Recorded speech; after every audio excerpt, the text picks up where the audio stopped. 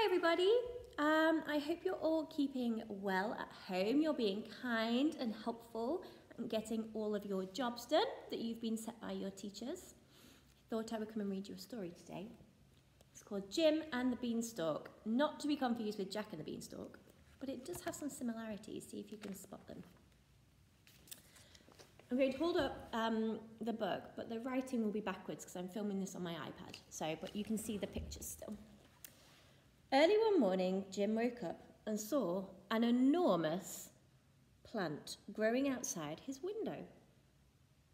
I have a plant like this in my flat. It's very tall. I call it a beanstalk. That's funny, he said. It wasn't there yesterday. I'll see how high it goes. And he began to climb up the plant.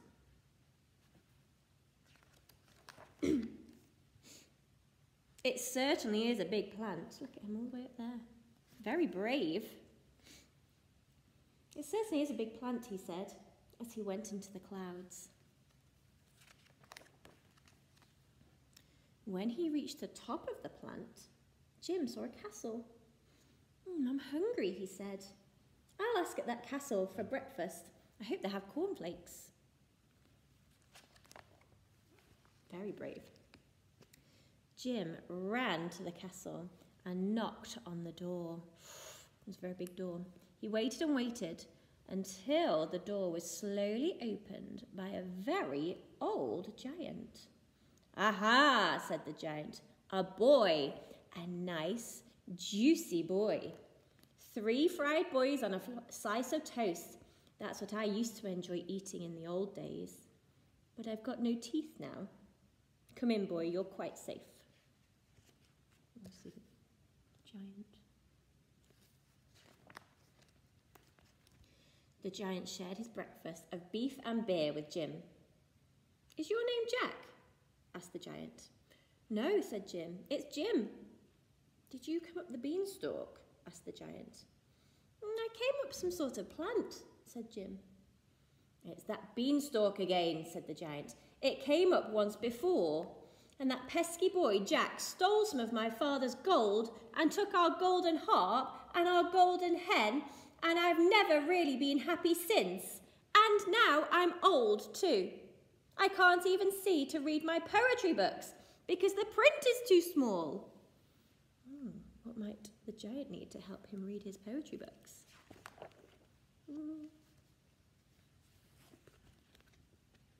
Haven't you got any glasses? Asked Jim. Only beer glasses, said the giant. I mean reading glasses, said Jim. They go on your nose and ears. It's my eyes I'm talking about, roared the giant. These glasses are for your eyes, said Jim, and he explained about glasses while the giant listened carefully. Get 'em, said the giant fiercely when Jim had finished. Get 'em for me. For sure, I'll pay good gold. You see him trying to explain how you wear glasses.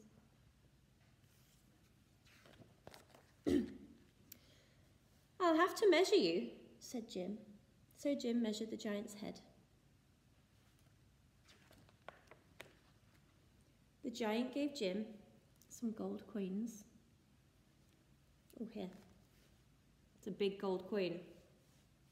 And Jim climbed down the beanstalk as fast as he could, holding tight onto the coin. He showed the coin to his mother, but before she could say anything, he got dressed and ran out to the oculist. The oculist could hardly believe his eyes when he saw the giant gold coin. He looked shocked. But he set to work straight away. He worked all night, and in the morning the glasses were ready. Look how big these lenses are. Absolutely enormous. Oh, and look what he's got to keep him going through the night. Some milk and some Granny's cookies.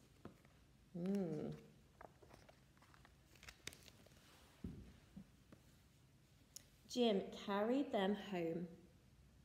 He tied them onto his back and climbed up the beanstalk. Oh my goodness, I wouldn't fancy carrying those up a beanstalk. They would not make climbing very easy. The giant loved his glasses and began reading rhymes to Jim as soon as he put them on. You're a good boy, he said. Now that I can see you properly, I wonder what you'd be like to eat. I can't eat anything much nowadays because I've got no teeth. Why don't you have false teeth? Asked Jim. False teeth? Roared the giant. I've never heard of them. So Jim explained about false teeth while the giant listened carefully. Get 'em, said the giant when Jim had finished. Get 'em for me. I'll pay good gold. Oh, you see he's reading now. The book's called The Baby Giant's Bumper Fun Book.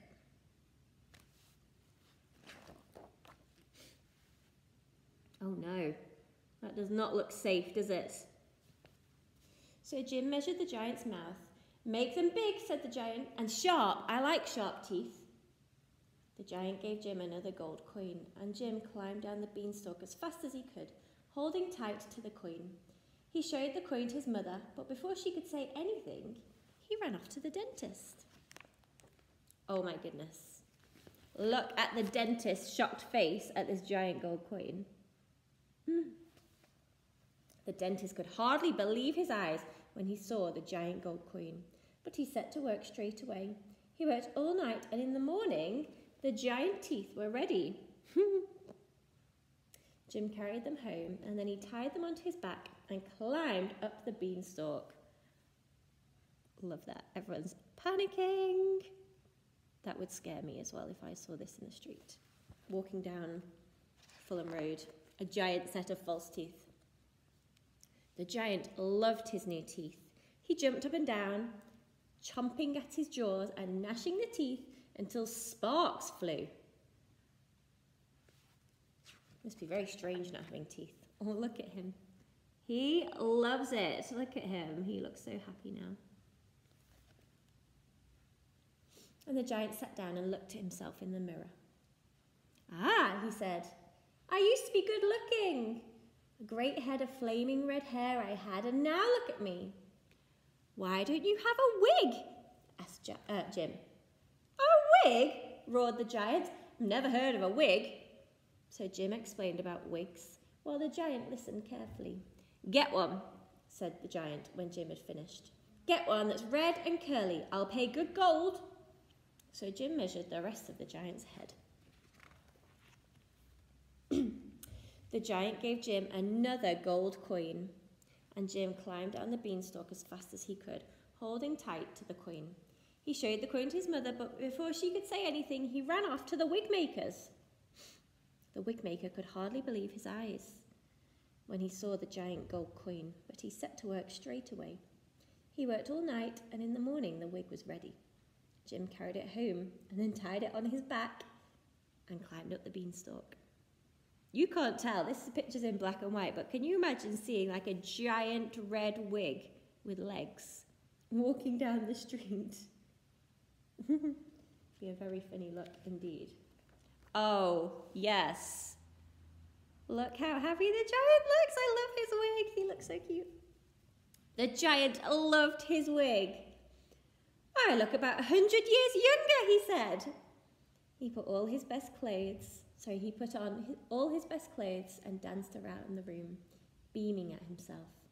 Marvellous, wonderful, he boomed. I'm happy again. I feel like a new giant. And my appetite has come back too. Ooh, what does appetite mean? His appetite has come back. Not so good for Jack.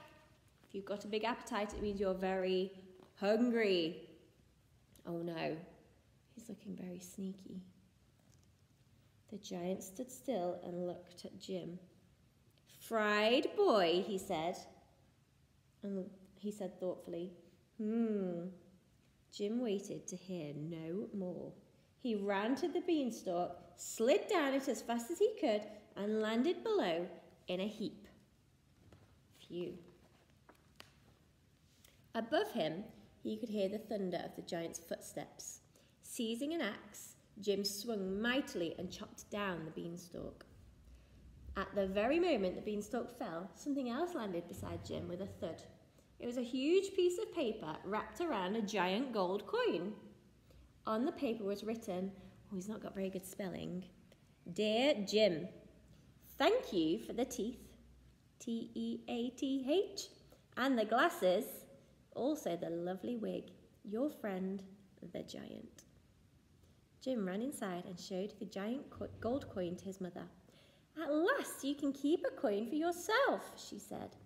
Somewhere in the distance, Jim heard the rumble of giant laughter. The end. Oh, hope you enjoyed that. Jim and the Beanstalk. Jim and the Beanstalk is written by Raymond Briggs, who wrote The Snowman, one of my favourite winter movies and books. So I hope you enjoyed that. Let me know what you think. Look forward to seeing you all soon. Bye.